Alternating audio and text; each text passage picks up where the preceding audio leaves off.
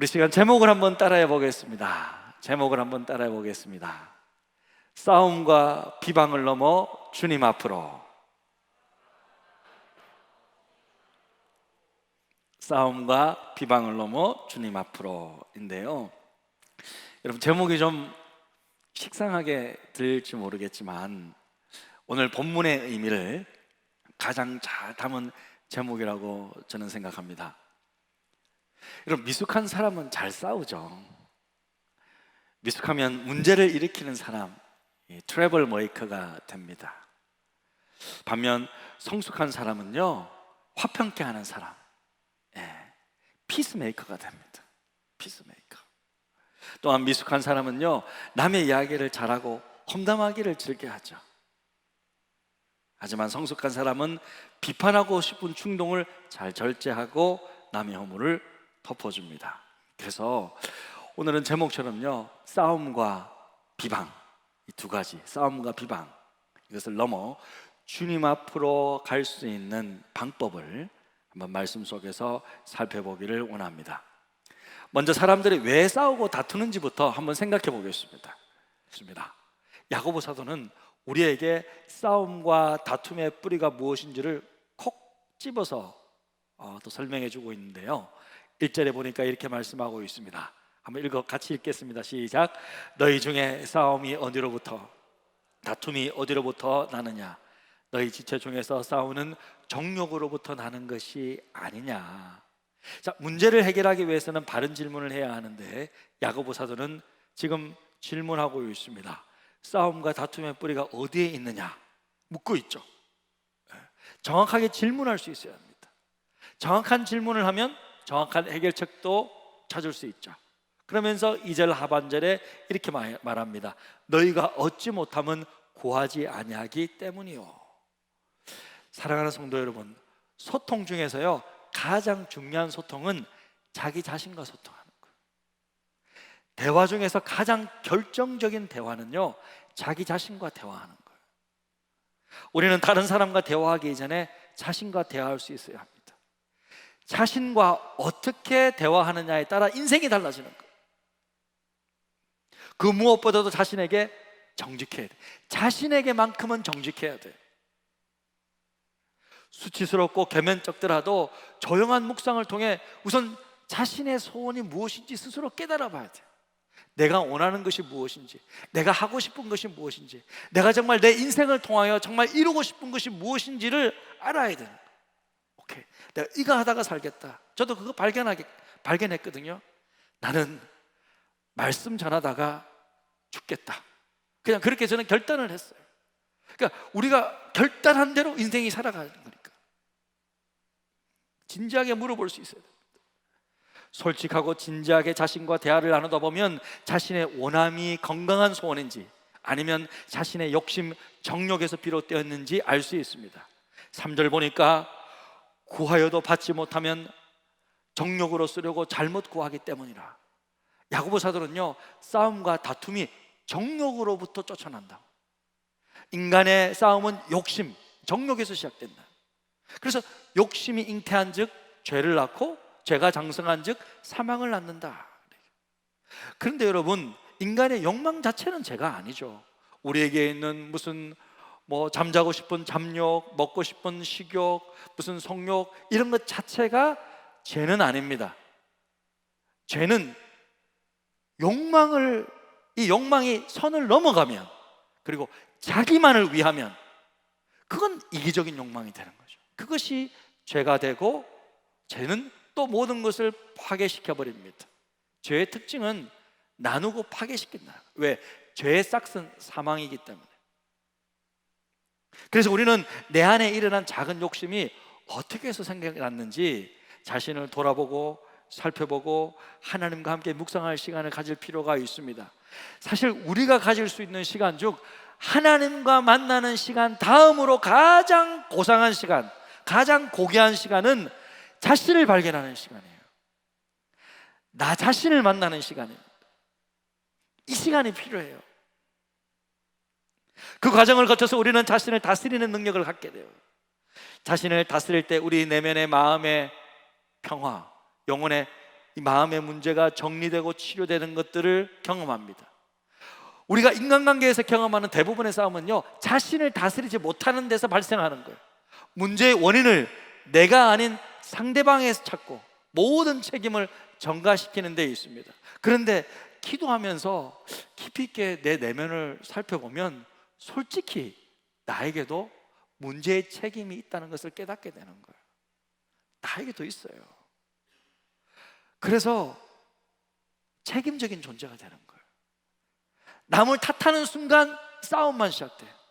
하지만 내가 어느 정도 책임을 지는 순간 싸움은 멈추고 관계가 시작되는 거예요. 사랑의 본질은요, 책임을 지는 것입니다. 성숙한 사람의 특징은 책임을 진다는 것입니다. 사랑하면 상대방의 허물이 작아 보이지만 사랑이 식을 때 다른 사람의 잘못이 크게 보이는 거예요. 제가 미국에서 사역하는 동안 교회 문제나 어려움이 찾아올 때요, 제가 성도들을 진심으로 사랑할 때는요, 이 문제들이 다 나 때문에 생긴 것이라고 제가 말하게 되더라고요. 성도들 전체 앞에서 모든 문제가 전부 담임 목사인 제가 목양을 잘못했기 때문입니다 라고 말하였어요. 그런데 오히려 성도들은요, 그게 무슨 목사님 잘못입니까? 다 우리가 부족해서 그런 것이죠. 목사님 다시는 그런 말 하지 마세요. 목사님 다시는 그런 말 하지 마세요. 여기저기서 막 그러더라고요. 그 사랑하니까 서로의 허물을 덮어주게 되더라고요. 하지만 제 속에 사랑이 식었을 때 교회가 힘들어지니까요, 이상하게 제 마음속에 성도들을 탓하게 되더라고요.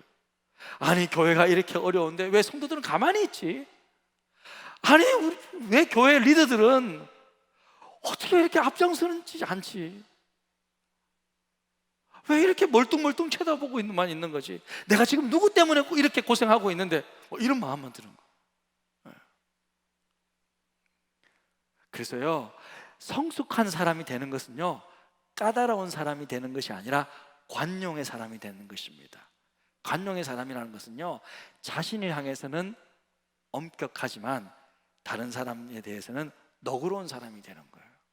근데 반대로 미숙한 사람은 어떻습니까? 자신을 향해서는요, 늘 핑계가 있고요, 너그러워요. 하지만요, 다른 사람에 대해서는 엄격해요. 칼 같아요. 그러면 안 된다는 거죠. 자, 이제 자신을 들여다보기로 정하였다면 싸움의 원인이 되는 구체적인 이 정욕이 뭔지를 한번 살펴보겠습니다. 오늘 말씀에는요, 이 욕심을요, 한 세 가지 정도로 나누고 있는데, 그것은 첫 번째 소유에 대한 욕심이에요. 소유에 대한 욕심. 그리고 두 번째는 쾌락에 대한 욕심이고, 세 번째는 높아지려는 욕심이에요. 이 소유라는 것은 구체적으로 돈에 대한 욕심을 말하는 거고, 쾌락에 대한 욕심은 식욕 여러 가지 있지만 성적인 어떤 욕심을 말하는 것이고, 높아지려는 욕심은 권력이나 명예욕을 말하는 거예요. 한 가지씩 우리 극복할 수 있는 대안을 한번 소개해 보도록 하겠습니다. 여러분, 인간이 싸우고 다투고 시기하고 죽이는 것이 바로 소유욕이에요. 2절에 보니까요, 이렇게 말씀하고 있어요. 너희는 욕심을 내어도 얻지 못하며 살인하며 시기하여도 늑이 취하지 못함으로 다투고 싸우는도다. 그렇잖아요.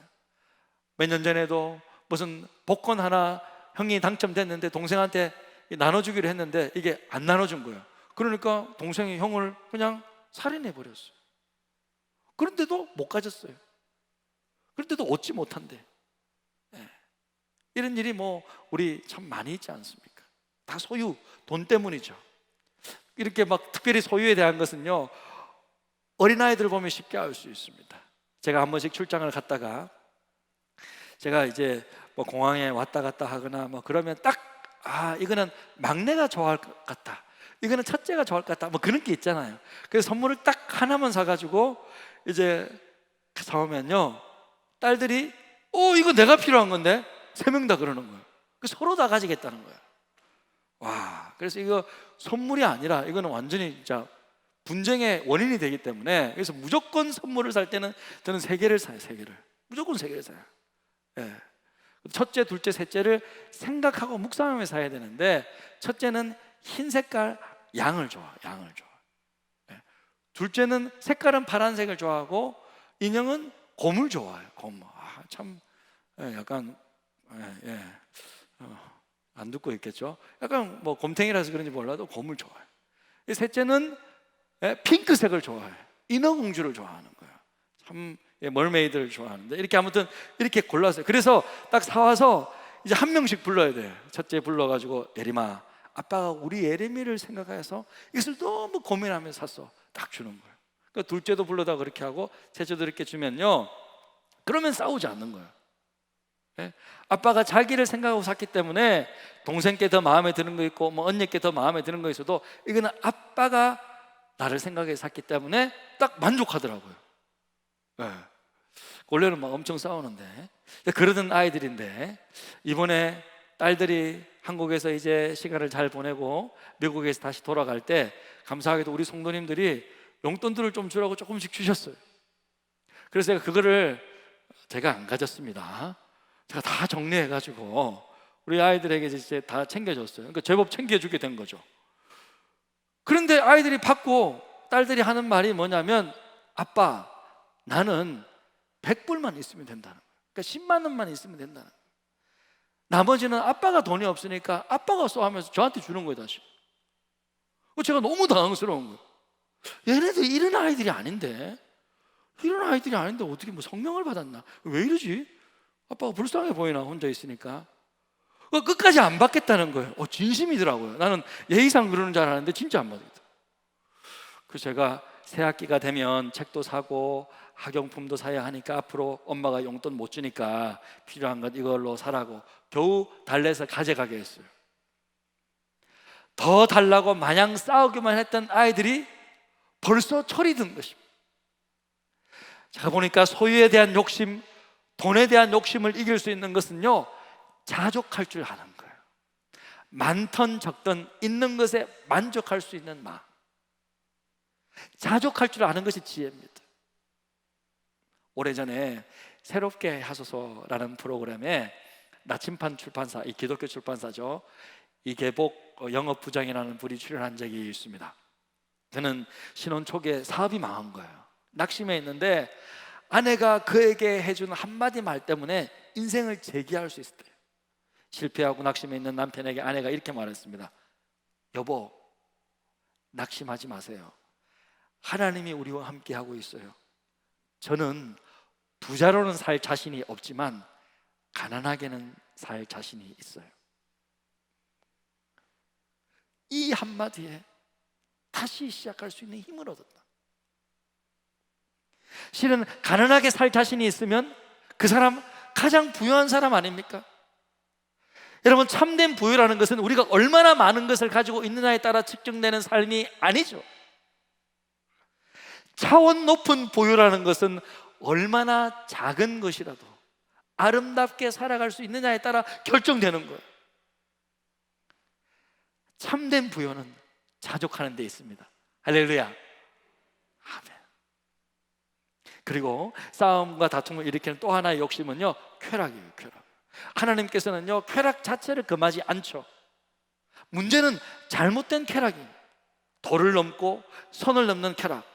쾌락 중에는요, 건강한 쾌락이 있습니다. 좋은 쾌락이 있어요. 하지만 나쁜 쾌락, 잘못된 쾌락도 있어요. 그럼 어떻게 구분하느냐? 그것이 끝났을 때 좋은 것이 좋은 쾌락이에요.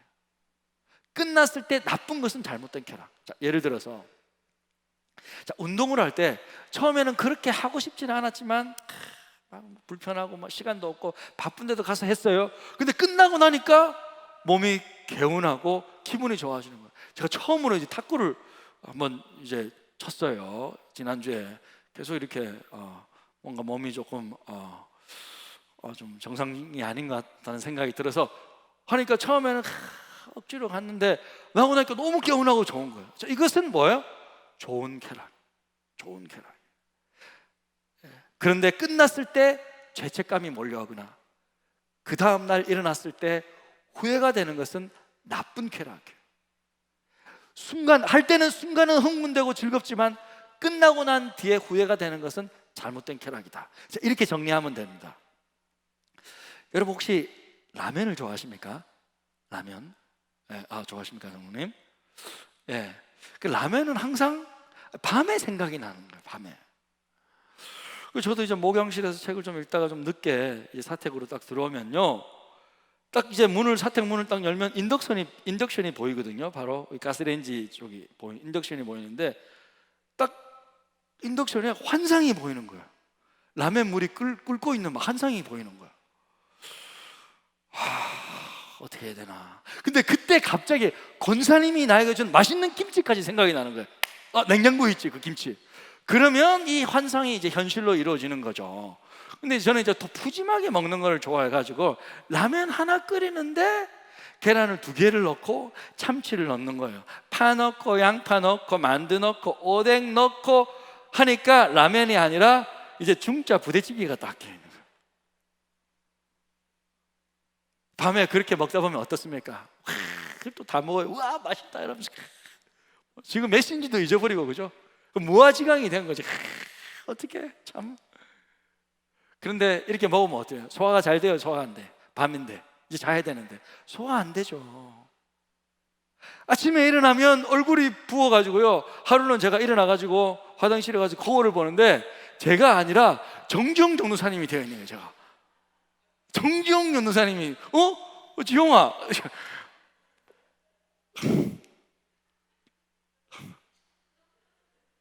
지금 정지용 전도사님 몸이 안 좋습니다. 건들면 안 돼요. 지금 건들면 안 돼. 하루는 아침에 교육자 회의를 하는데 안병훈 목사님이 전 찾아와가지고, 목사님 어제 라면 드시고 주무셨죠? 자기 이야기 아니에요, 자기 이야기. 전 너무 놀랐어요. 참, 그래서 밤에 라면 먹고 자면 항상 후회가 되더라고요. 그래서 먹기 전에는 흥분되지만 끝이 나쁩니다. 이것은 좋은 쾌락, 나쁜 쾌락, 나쁜 쾌락이죠. 나쁜 식탐이죠. 자, 이것은 절제되고 훈련되어야 됩니다. 저도 이제 이야기했으니까 이제는 안 먹으려고요. 이제는 절제하려고. 먹는 것뿐만 아니라 다른 것도 마찬가지죠. 야고보서 4장 4절에 보니까 이렇게 말씀하고 있습니다. 가늠한 여인들아, 세상과 벗된 것이 하나님과 원수됨을 알지 못하느냐. 그런즉 누구든지 세상과 벗이 되고자 하는 자는 스스로 하나님과 원수되는 것이니라. 그러니까 성적 쾌락에 대한 하나님의 경고예요. 쾌락의 욕심이 넘어서는 안 될 선을 넘을 때 무서운 싸움이 시작되는 거예요. 그러니까 쾌락의 유혹을 이기는 지혜는, 중요합니다. 어떻게 이기느냐? 이것은 일시적인 쾌락의 낙이 가져올 수 있는 파괴적인 결과를 미리 생각하는 거예요. 작은 쾌락, 잠시 주는 쾌락을 누리다가 너무나 엄청난 값을 지불할 수 있음을 아는 거예요. 모세는 이것을 극복했기 때문에 하나님께 존귀하게 쓰임받았습니다. 히브리서 11장 24, 25절 믿음으로 모세는 장성하여 바로의 공주의 아들이라 칭함받기를 거절하고 도리어 하나님의 백성과 함께 고난받기를 잠시 죄악의 낙을 누리는 것보다 더 좋아하고. 그러니까 우리는 쾌락의 욕심을 경계해야 합니다. 잠시 동안 죄악의 낙을 누리는 것을 조심해야 돼요. 유혹을 받을 때 이것을 누린 후에 치르게 될 결과를 볼 수 있는 것이 지혜라는 거예요. 그 다음에는 높아지라는 욕심이 있죠. 우리 속에 있는 욕심 중에서 우리를 가장 분노하게 만드는 것은 높아지려는 욕심. 인간이 가진 무서운 싸움은 자존심 싸움, 권력 다툼, 누가 이기느냐, 누가 세력을 잡느냐 하는 싸움이에요. 사람들에게 인정받고 싶은 욕구, 무서운 싸움을 일으킵니다. 우리가 정치를 보면 너무 잘 알지 않습니까? 그런데 실상은, 믿는 자들은 이렇게 알아야 됩니다. 실상은 교만은 패망의 선봉이요, 거만한 마음은 넘어짐의 앞잡이다. 이것을 기억해야 돼. 인간의 교만은 많은 파괴를 가져온다. 아담과 하와가 하나님처럼 되고 싶어서, 사탄 마귀가 와서 너 이거 먹으면 하나님처럼 될 거야 라고 하니까 하나님처럼 되고 싶어서 그런 교만한 마음이 들어서 그들이 파괴되었습니다. 죽는 자들이 되었어요. 그들만 파괴되었습니까? 에덴 동산도 파괴되었어요. 그러니까 이렇게 교만이 들어오면 나만 파괴될 뿐만 아니라 나와 내 가정, 내가 거하는 땅까지 다 파괴시킨다. 교만이 그렇게 무서운 거예요. 그래서 높아지라는 마음이 들 때마다 반드시 기억해야 될 지혜는요, 겸손이 종교의 앞잡이라는 거예요. 겸손이 종교의 앞잡이다. 겸손이 높아짐의 길잡이다. 그러니까 내가 스스로 높아지고 싶은 마음이 들 때마다 겸손해야지. 왜? 겸손해져야 높아지니까. 할렐루야. 이것이 지혜다. 잠언 15장 33절, 여호와를 경외하는 것은 지혜의 훈계라, 겸손은 종교의 앞잡이니라. 할렐루야. 겸손이 높아지는 길입니다. 종교의 앞잡이입니다. 이것을 절대 잊지 마시기를 축복합니다.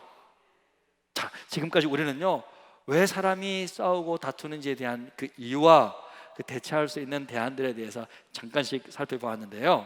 자, 이제는 비방에 대한 이야기를 좀 나눌까 합니다. 자, 싸움과 비방을 넘어 주님 앞으로 저는 제목이, 자, 비방하는 문제 잠깐 살펴보면요, 인간의 죄된 속성 가운데 하나는요, 남의 이야기하는 것을 좋아한다는 거예요.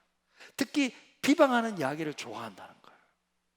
잠언 26장 22절에 이렇게 말하고 있어요. 남의 말 하기를 좋아하는 자의 말은 별식과 같아서 뱃속 깊은 데로 내려가는 거예요.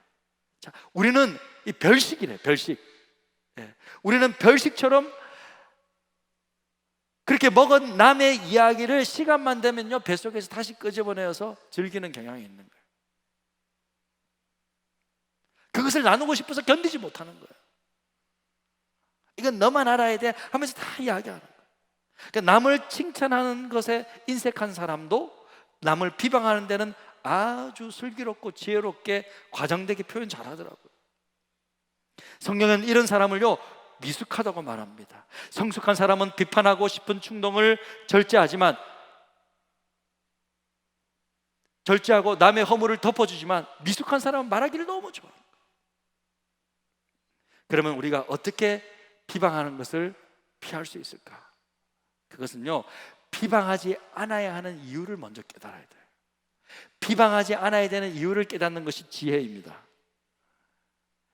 비방하지 말아야 하는 이유를 알 때 우리는 더 이상 비방하지 않고 축복의 삶을 살 수 있는데, 비방하지 말아야 할 이유가 과연 뭘까? 그것은 먼저 우리 모두가 한 가족이라는 사실이에요. 우리 모두가 한 가족입니다. 우리가 서로 비방하지 말아야 될 이유는 우리가 한 가족이기 때문에. 자, 야고보서 4장 11절 말씀 함께 큰 소리로 한번 읽어볼까요? 시작. 형제들아, 서로 비방하지 말라. 형제를 비방하는 자나 형제를 판단하는 자는 곧 율법을 비방하고 율법을 판단하는 것이라. 내가 만일 율법을 판단하면 율법의 준행자가 아니요 재판관이로다. 자, 이 한 절 말씀에서 야고보 사도는요, 형제라는 말을 3번이나 사용하고 있어요. 무슨 말이에요? 이 구절은 특히 한 교회, 같은 교회를 다니고 있는 믿음의 형제 자매를 비방하는 것에 대해서 말하는 거예요. 그가 없는 상황 속에서 변명하거나 설명할 기회를 주지 않는 채 비방하는 것, 이것은 잘못이라는 거예요. 우리에게 그 무엇보다도 필요한 것은 가족의식. 가족의식을 가질 때 서로 비방하지 않습니다. 때로 화가 날 때가 있죠. 정말 잘못할 때가 있죠. 그러면 사랑으로 가서 이야기해주고, 정말 말해주고, 정말 진심으로 그렇게 말해주는 거는 있지만, 없는 데서 막 우리가 친가족을 비방하지 않잖아요. 우리 교회 형제 자매들, 교회 식구들을 비방하는 것은 자기 얼굴에 침 뱉는 것과 같다. 그렇게 늘 기억하셔야 돼요. 가족의식이 있어야 합니다. 그리고 또 우리가 비방하지 말아야 할 이유는요, 하나님의 주권을 침해하는 것이기 때문이에요. 남을 비방하고 판단할 때 우리는 인간이 아닌 하나님의 자리에 앉게 되는 거예요. 그건 교만이죠. 재판관은 본래 모든 사실을 다 알지 않습니까? 다 알아야 되지 않습니까? 그런데 우리는요, 모든 사실을 다 알지도 못한 채 누구의 말만 듣고 다른 사람을 판단할 때가 많은 거예요. 자, 야고보서 4장 12절에 입법자와 재판관은 오직 한 분이시니 능히 구원하시기도 하시며 멸하기도 하시느니라. 너는 누구에게 이웃을 판단하거나. 그러니까 우리는 형제나 자매를 비방하거나 판단할 자격이 없다라는 거예요. 왜? 우리는 다른 사람의 행동을 정죄하거나 판단할 모든 자료를 가지고 있지 않기 때문이에요. 다 모르잖아요. 다 조사해서 확인한 게 아니잖아요. 그러니까 누구 한두 명 말에만 듣고 그렇게 말할 수 없다라는 거죠. 남을 비방할 때 내가 지금 하나님처럼 행세하고 있다라는 사실을 깨닫고 빨리 그 자리에서 내려와야 되는 거예요. 우리는 너무 쉽게 선입관을 가지고 있습니다.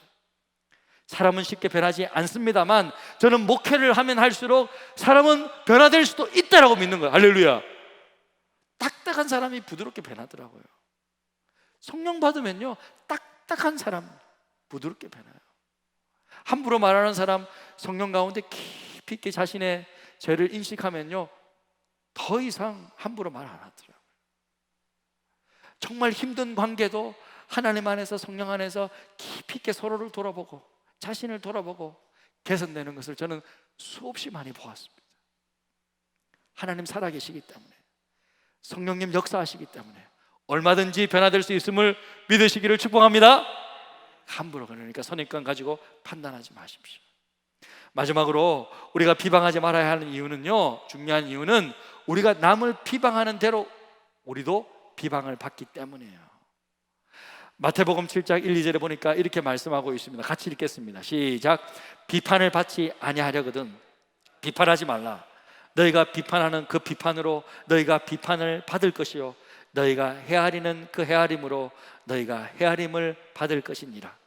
그러니까 인생이란 것은요, 부메랑과 같은 거예요. 그러니까 우리가 던진 것을 다시 받게 되어 있는 거예요. 그러니까 심은 것은 거두게 되어 있는 거예요. 긍휼을 베풀면 긍휼이 돌아오고, 사랑을 베풀면 사랑이 돌아오고, 용서를 베풀면요, 용서가 돌아와요. 꼭 기억하시길 바랍니다. 그러므로 우리는 남을 비판하지 않기 위해서 내 눈에 들보를 먼저 볼 수 있어야 돼요. 그래서 마태복음 7장 3절 5절은요, 어찌하여 형제의 눈 속에 있는 티는 보고 내 눈 속에 있는 들보는 깨닫지 못하느냐. 외식하는 자야, 먼저 내 눈 속에서 들보를 빼어라. 그 후에 밝히 보고 형제의 눈 속에서 내 티를 빼리라. 그러니까 비판하지 않고 사는 길은 자신의 들보를 보면서 살아가는 거예요. 내 안에도 들보가 있다는 거예요. 자기는 늘 시간 약속 제대로 지키지 않으면서 다른 사람에게 막 1분만 늦어도 1분 늦었어요 뭐 이렇게 말하는 것 안 된다는 거죠. 나무랄 수 없다는 거죠. 자기도 하지 않는 것을 다른 사람에게 가르칠 수 없다는 거예요. D.L. 무디 목사님은요, 관대하고 이해심이 많으셨어요. 그러니까 남을 비판하는 법이 거의 없었습니다. 그러니까 참 신기한 거예요. 그래서 주위에는 형제자매들이 물었어요. 왜 다른 사람을 목사님은 한 번도 이렇게 비판하지 않습니까? 라고 질문을 했을 때 그는 이렇게 대답했어요. 어떻게 대답했느냐? 바로 지금 나는 D.L. 무디라는 작자와 씨름하고 있는 중이기 때문에 다른 사람의 잘못을 찾아낼 만한 시간적 여유가 없다. 지금 내 문제도, 지금 내가 가지고 있는 문제도 너무 많기 때문에, 내가 지금 주님 안에서 기도하고 해결돼야 될 문제들이 너무 많기 때문에, 내 못난 자아도 지금 변화되기 힘든 시간인데 내가 지금 다른 사람 비난하고 탓할 시간적인 여유가 없다는 거예요. 그럴 시간이 있으면 나를 돌아보겠다 이거예요. 다른 사람의 눈에 있는 티를 빼고 싶은 사람은요, 그 사람 앞에서 자신의 들보를 먼저 꺼내놓고 회개할 수 있어야 돼요. 비판하고 싶어도 내 속에 있는 들보가 너무 크기 때문에 하나님 앞에 엎드릴 수밖에 없더라고요. 결론적으로 사람이 싸움과 비방을 넘어 겸손한 자로 서기 위해서는요, 하나님을 가까이 해야 합니다. 야고보서 4장 8절 우리 함께 큰 소리를 읽겠습니다. 시작. 하나님을 가까이 하라. 그래야면 너희를 가까이 하시리라. 하나님을 가까이 할 때 싸움을 일으키는요, 마귀를 물리치게 되는 거예요. 7절 말씀. 그런즉 너희는 하나님께 복종할지어다. 마귀를 대적하라. 그래야면 너희를 피하리라. 하나님을 가까이 할 때 마귀는 떠납니다. 마귀를 대적하는 능력이 생기는 거예요. 우리를 참소하고 죄책감을 심어주면서 전쟁을 일으키는 이 사탄을 대적할 수 있는 힘은요, 오직 하나님을 가까이 할 때 생기는 거예요. 정신을 딱 차리게 되는 거예요. 다른 사람 비난하고 비판하고 싶어도 같은 편이지 라고 딱 깨어있게 되는 거예요. 하나님을 가까이 할 때 하나님 자녀의 정체성을 깨닫고 하나님의 전신갑주로 무장하게 되는 거예요. 군대 장관이신 예수님을 앞세우며 나가 사탄의 공격을 딱 막아설 수 있는 거예요. 하나님 가까이 하는 사람, 겸손한 사람이죠. 자신의 힘으로 살 수 없음을 알기에 하나님을 찾는 것입니다. 자신의 힘으로 정욕을 이길 수 없음을 깨닫고 하나님께 가까이 가는 것입니다. 그래서 하나님께 나아가는 사람, 겸손한 사람이 될 수밖에 없습니다. 기도로 무릎을 꿇고 나아가는 사람, 그 사람 하나님 존귀하게 보시는 거예요. 결국 이렇게 주 앞에서 낮추는 그 사람 하나님이 높여주십니다. 우리 마지막으로 크게 한번 10절 말씀 읽겠습니다. 시작. 주 앞에서 낮추라. 그리하면 주께서 너희를 높이시리라. 할렐루야.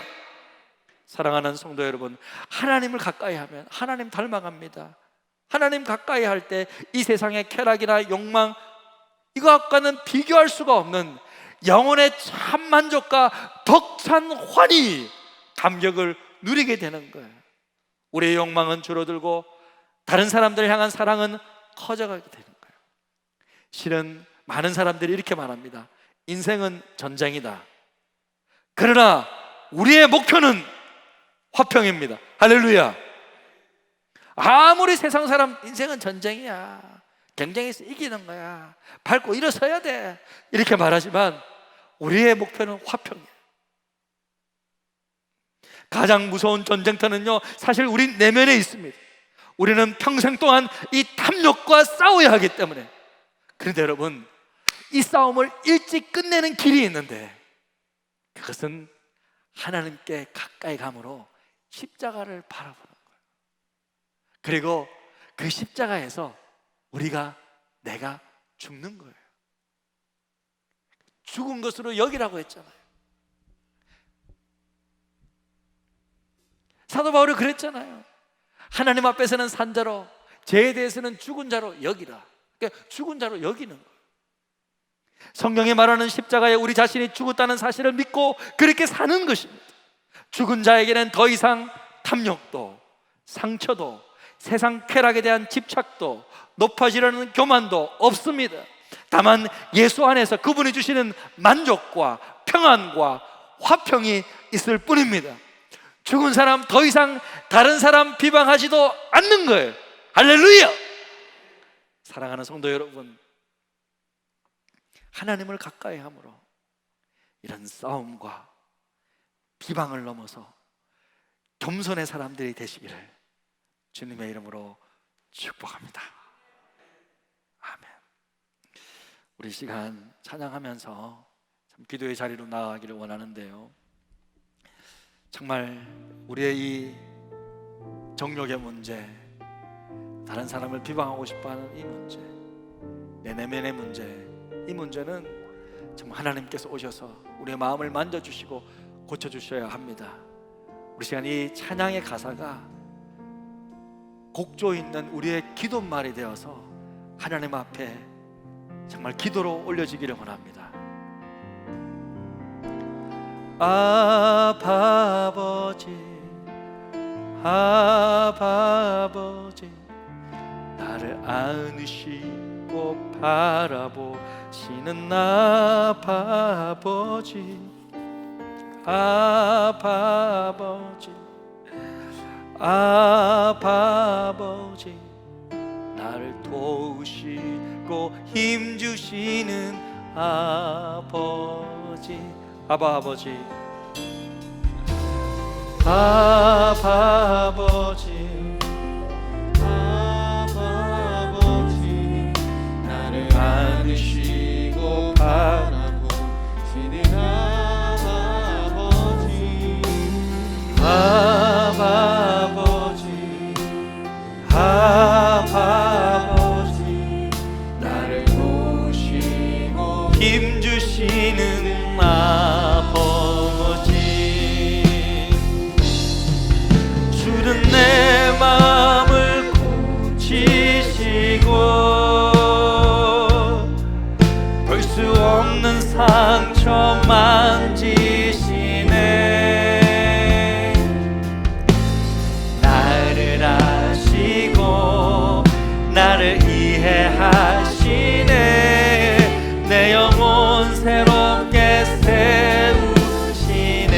아바 아버지, 아바 아버지, 아바 아버지, 아바 아버지, 나를 안으시고 바라보시는 아바 아버지, 아바 아버지, 아바 아버지, 나를 도우시고 힘주시는 아버지.